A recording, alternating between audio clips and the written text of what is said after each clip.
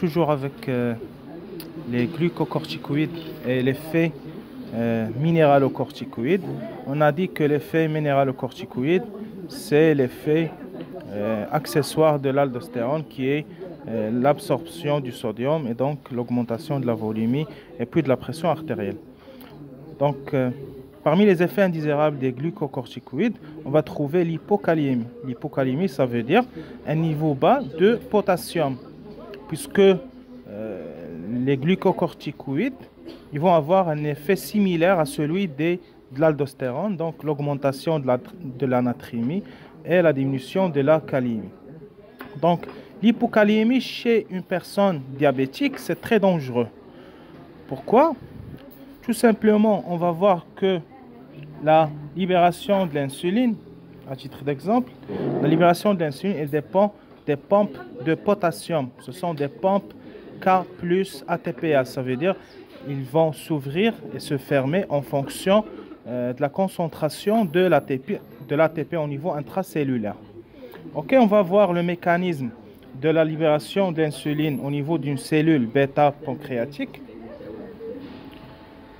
Ok, donc là, il y a le glucose qui va arriver au niveau de la membrane plasmique, de la cellule bêta. Ok. Le transporteur spécifique du glucose sont les GLUT2.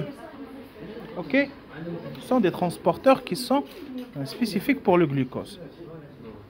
Après, au niveau de la cellule, on va voir un processus qui est très connu, c'est la glycolyse. Donc, c'est la dégradation du glucose au niveau de la cellule. Après, on va avoir une augmentation de la concentration de l'ATP. Bon, l'ATP, qui dit l'ATP, c'est la mitochondrie, c'est la centrale énergétique.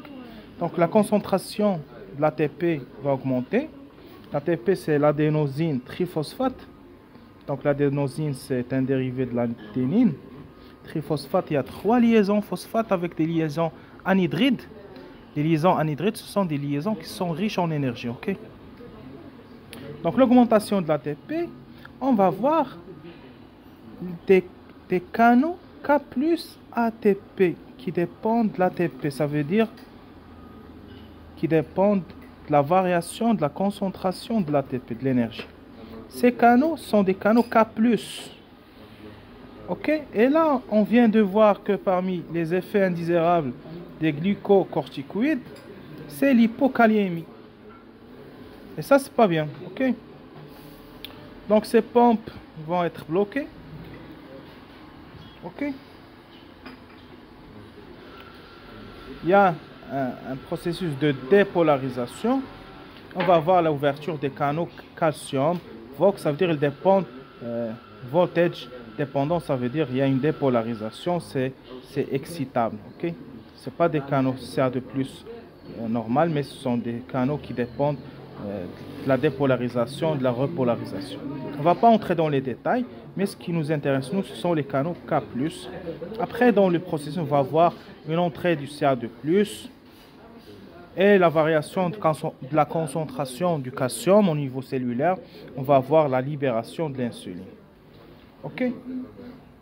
Donc, on voit bien que ces canaux sont indispensables dans le processus de libération de l'insuline.